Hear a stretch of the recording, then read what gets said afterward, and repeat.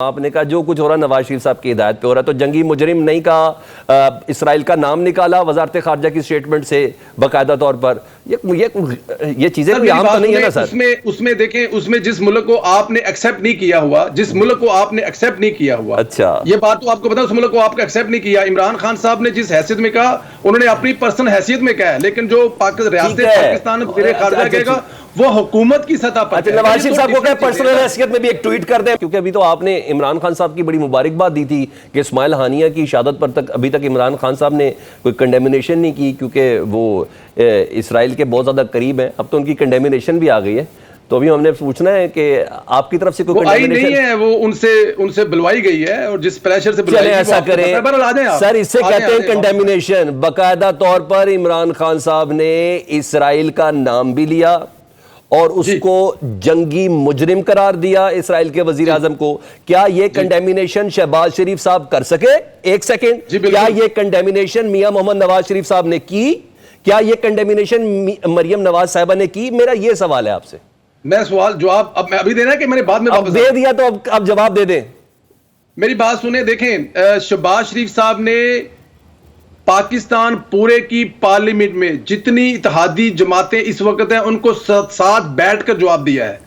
ये छोटा जवाब नहीं है कि आपने अपने पार्लियामेंट से उस मुल्क के खिलाफ करारदाद पास करवाई जिसका नाम ले रहे हैं। क्या उसके पीछे नवाज शरीफ नहीं है? क्या उसके पीछे मरियम नवाज नहीं है? क्या उसके पीछे पाकिस्तान पीपल्स पार्टी नहीं है? क्या उसके पीछे आपका सारा मुल्क नहीं है? तो ये कह देना क्या नवाज शरीफ के बगैर ये मुमकिन है? क्या नवाज शरीफ की हिदायत आपने कहा, चले मैं तस्लीम कर लेता हूं, आपने कहा जो कुछ हो रहा है नवाज शरीफ साहब की हिदायत पे हो रहा है, तो जंगी मुजरिम नहीं कहा, इसराइल का नाम निकाला वजारत खारजा की स्टेटमेंट से बाकायदा तौर पर। ये चीजें कोई आम तो नहीं है ना सर।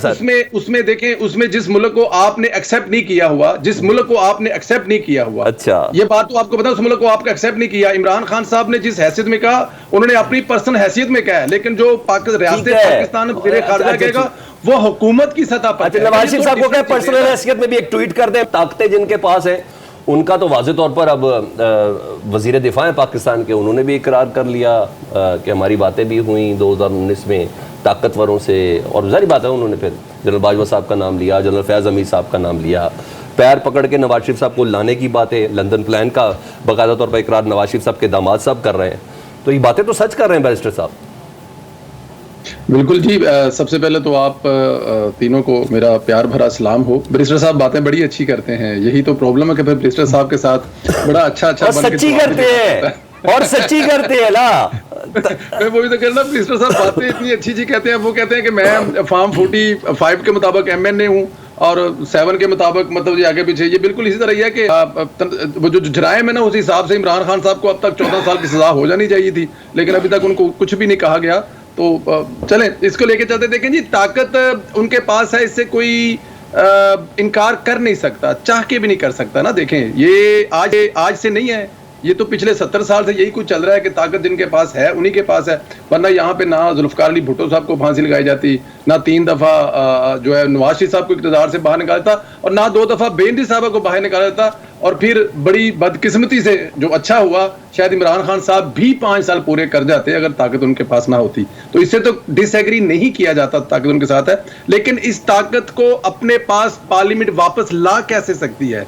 असल पॉइंट तो ये है ना, हमने मान लिया, सबने मान लिया, लेकिन लेके कैसे आनी? क्या चार्टर ऑफ डेमोक्रेसी जब लंदन में बैठ के शहीद मोहतरमा रानी बेनज़ीर भुट्टो साहिबा ने मियां साहब के साथ साइन किया था, खान साहब भी वहां पे बैठ जाते साथ में, और फिर उसी को लेके चलते, फिर बाजवा साहब के पैरों में, वो क्या कहते हैं, अपने बूटों में पैर ना रखते, तो शायद आज वो सिलसिला चल रहा होता और वो ताकत जो बार बार जिसका जिक्र हो रहा है वो आज थोड़ी कम होती। तो एक्सटेंशन तो आप लोगों ने भी दी ना सर, और चार्टर ऑफ डेमोक्रेसी की बात तो अभी भी हो रही है, चार्टर ऑफ माशियत की अभी भी शहबाज शरीफ साहब ने बात तो की है, तो उस पर अमल क्यों नहीं कर रहे हैं? क्योंकि अगले दिन आप लोग कह देते हैं कि आप सिक्योरिटी रिस्क है, पाकिस्तान की सालिमत के लिए खतरा है, आज आप मिसाक जमहूरियत की बात कर रहे होते हैं। तो दो रुख तो आप लोगों के भी है ना सर।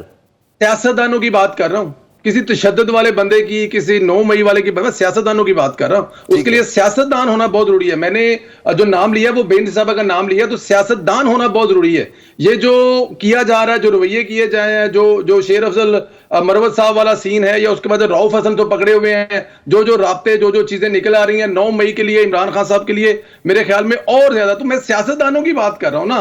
सियासतदान जब मिलकर बैठेंगे तो मुल्क ताकतवर होगा, और वो फिर ताकतें जिनको आप बार बार जिक्र करते हैं, जिन ताकतें, वो थोड़े से कमजोर होंगे, वापस बैरकों में जाएंगे। अदरवाइज अगर इसी तरह चलता रहा, इसी तरह सियासतदानों को काम ना करने दिया गया, तो फिर जाहिर है आज मतलब है जिनको बैरकों में जाना उनके लिए पॉलिटिकल डायलॉग जरूरी है ना परवेज संजीला साहब। तो फिर आप महमूद खान अचकज़ई साहब को सही इमरान खान साहब ने आगे किया ना। सर मैं बताता क्या हूं, मेरी नुमाइंदगी करें? सलमान भाई आप मुझे एक 30 सेकंड दीजिएगा। जिस वक्त हिंदुस्तान ने आप पर हमला किया था, मैं बार बार कहता हूं, तो उस वक्त पाकिस्तान ने उनका जो जहाज मार गिराया था ना, उस वक्त खान साहब उस मीटिंग में बैठ जाते ना, तो बैरकों वाले ना उस मीटिंग में बैठते।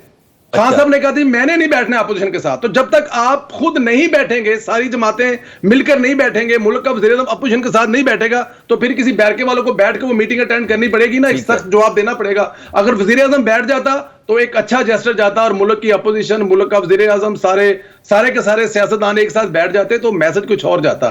तो मैं ये कह रहा हूं कि उनको वापस भेजने के लिए सियासतदानों को एक प्लेटफॉर्म पे इकट्ठा होना पड़ेगा। ठीक है, अभी सियासतदान मरी में है ना, और इस्लामाबाद के अंदर बैठे हुए ना, रावलपिंडी वाले को भी सामने लेके आए ना। मैं भी आता हूं दोबारा आपके पास।